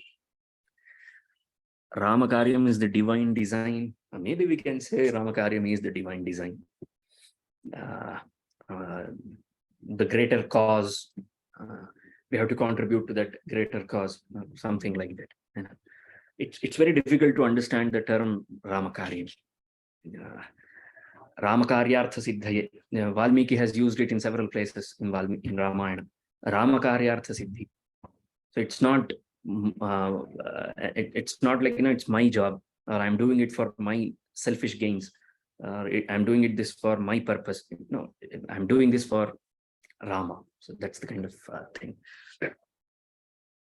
Now I was expecting someone will ask this question. Why didn't Sampati help the monkey army in reaching Lanka after he got back his wings? Because he had several other things to take care of. He had a kingdom to take care of. He's the king of birds, isn't it? If he's the king of birds, then he's not supposed to leave them. He's the king. He has to take care of them. and his job is done. His job is to prompt, motivate, and guide and install confidence in the monkeys. And he did that. That's all he's made for. See, in the divine scheme of things, or if I cannot say divine scheme of things, in the grand scheme of things of this universe, all of us get a part to do. We all have a part to do. And we just have to do our part. We just have to play our role. Yes, exactly. Play our defined role. And there are no understudies here. See, what happens in a drama company is you have a main actor, you have a chief actor, and then you have an understudy. An understudy is used when the main actor falls sick or he's not able to act, then they use the understudy. There are no understudies in the grand scheme of things. Everyone is destined to do something, to contribute something, and we are supposed to contribute only that much, nothing less, nothing more. So I think that's the reason why Sampati, he could only help them that much. That's all. How to achieve Ramarajyam with sects of people who have contradictory thoughts or beliefs? It's a very political question, isn't it? So I don't know, honestly, my friend. I don't know how to achieve Ramarajyam. First of all, I think we need to see Rama in our heart. We need to find Rama in our heart. Only then we will be able to get the concept of Ramarajyam, I guess. As I mentioned, that every person, they saw Rama, not just from their outer eyes, but in their inner eyes, and within themselves, they saw Rama.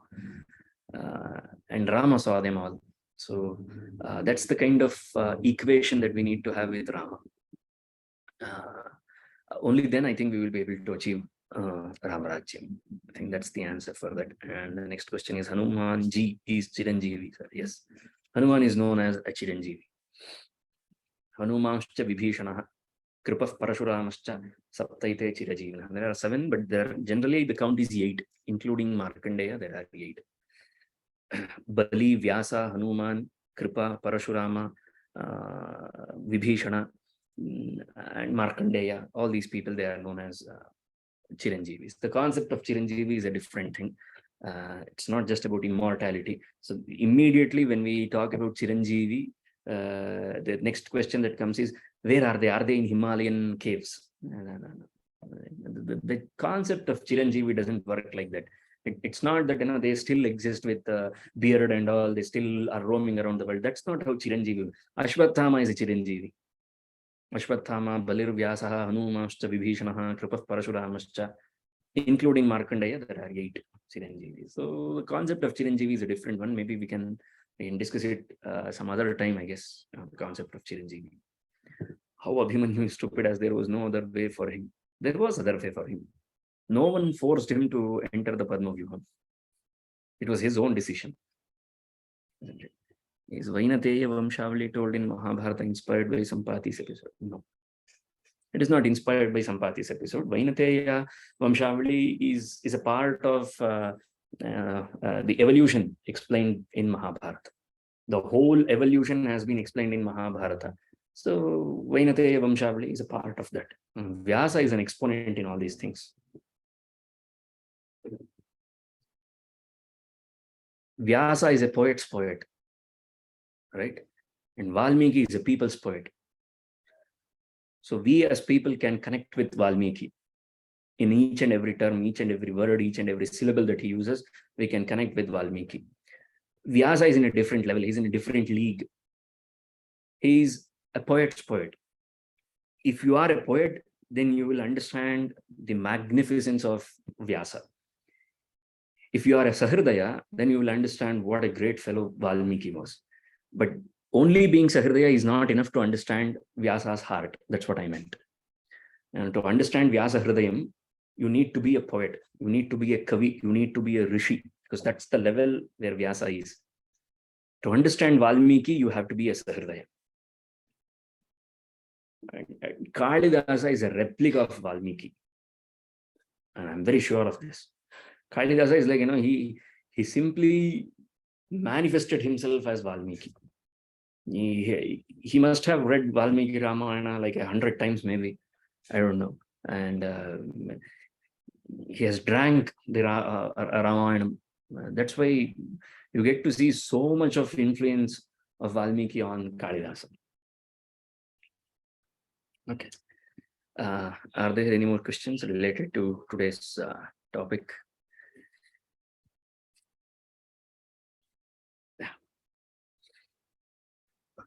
If there are no more questions, I think we can conclude the session. And once again, I'm very sorry for the first half. It was dumb. It was very dull. I know it was very dull. It happens sometimes. Kalidasa has said that in Kumarasambhavam, Eko hi dosho gunasannipate nimajjati indo kiranesh vivankaha. See, even the moon, even the full moon has that one small black dot. Drishti botu. That's required. Nazar nalage, you require that. So hopefully it won't happen again in the coming sessions. So it's a good reminder that I should not be complacent. Neither the listeners should be complacent, because we have covered half of the journey. Only half the journey has been covered so far. So it's a 24-week program. So we have covered 6 months. So 12 sessions are over. And initially there were, I guess, around 35 people. Now, I'm not a numbers man. I don't run behind statistics. I don't like statistics. I don't worry about the quantity. But even those who are regular, I would like to urge all of you to be present, live, so that we can have an interactive kind of thing. It's very difficult to narrate the story when there are no responsive faces. You know what I mean? And a person is speaking, and I don't know how you people are taking it. You are asking me questions. What if we change the role, and what if I begin asking questions? Will you be able to come up with answers? I want to know how you have perceived Ramayana. My teacher used to put us all of us in this kind of a dilemma. Every time after a wonderful session, he used to say that I want to ask how you have perceived all these things. I want to know your opinion on this. How have you taken this? How have you understood this? It was like a glass house, and it used to break. Like, oh, no, please don't ask this question. We have understood, we have enjoyed this session, but don't ask anything from us. Okay, so sure, sir. We can try next session. That would be nice, sir. Someday. Yeah, That maybe, would be nice. maybe. But see, the commitment is from my end, right? I have committed. I have given my word to all of you that 24 weeks, 24,000 shlokas, the story shall be narrated to you, and I should stay true to my words. So I cannot shy away. Commitment is always mutual. Yeah. I wish everyone thinks like that. So I have only one thing to urge. I implore, and I cannot go beyond this word. I implore all of you to be present live as much as possible in the coming sessions. It's okay, even if it is only 12 people, it's fine. Even if it is 5 people, I don't care. I don't mind. But it would be better if everyone is visible to me, so that it would be more interesting to speak. Okay, I think there are a few more questions here. And don't worry, I'm not going to judge how you look or all such kind of things. I'm not bothered. I'm only looking at your eyes and your the way you perceive it. Otherwise, there is no way I can understand the pulse of my audience, right? How do I get to know how you are perceiving it? So that's why I urge all of you to, as much as possible. That's all. Okay, thank you. I think there are 2 more questions. Hanūmān's story cannot be full ever. Yes, I mean, it's a legend. We have just seen the rise of Hanūmān. The entire Sundarakanda is dedicated to him. Sometimes, I feel envious. For the fact that for such a great character like Bharata, Valmiki did not dedicate anything. It was like he just put him somewhere in the middle of Ayodhya Kandam and sent him away. and he takes Hanūmān. He has built an entire kandam around him. He must be magnificent. I'm still to elevate myself to the level of Hanūmān, maybe. But even if I do that, I'm not going to give up on Bharata. There is no other character equivalent to Bharata. Nobody can match him. Okay. It just made the second part even better. Oh, maybe, yeah. Thank you. As Kalidasa is inspired by Valmiki, then what is his own material in his works? Being inspired is not a kalankam. Is not a derogatory thing. Being inspired is a good thing. And being inspired by Valmiki, he has brought up his own material. He has created his own material. The finest example for Kalidasa's innovation is Meghadutam. He has used the Sundarakandam, the picture of Hanūmān flying over the ocean. He has taken that and he has used cloud moving over from one place to another place. Isn't that the magnificence of a poet? That's how poets are. You derive inspiration from them. Such lovely concepts which we can apply and use today as well. I especially like the aspect about leadership. Oh, Ramayana is filled with such kind of great leaders. And the best thing about Ramayana is you can find contrasting leaders. You can find the likes of Ravana as well. You can find the likes of Rama as well. So it offers both sets of leaders. Did Hanūmān stop to converse with Mainaka? No, he did not.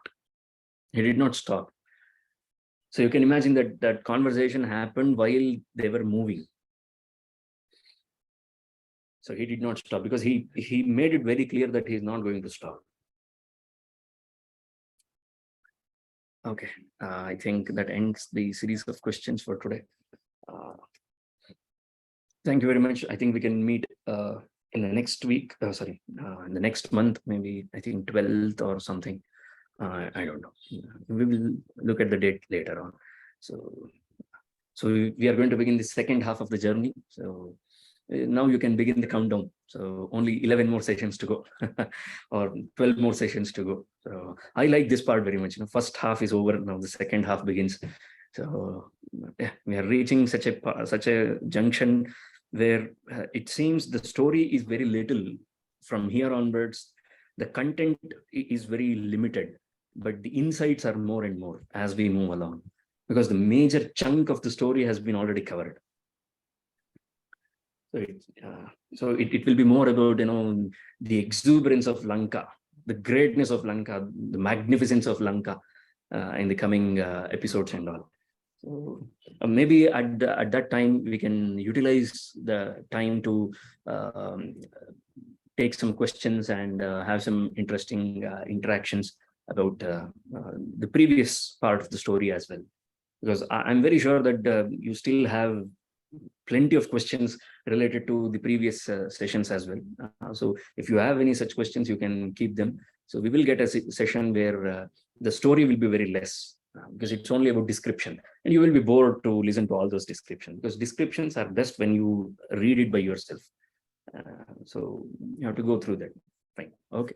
So see you in the next. Yeah, you can revise. So that's why they have created those YouTube links, I guess. So you can revise, and if you have any questions, you can come up with your questions in the coming session as well. Okay. Thank you very much. See you in the coming weeks. Thank you. Namaste. Thank you, sir. Namaste. Thank you, sir.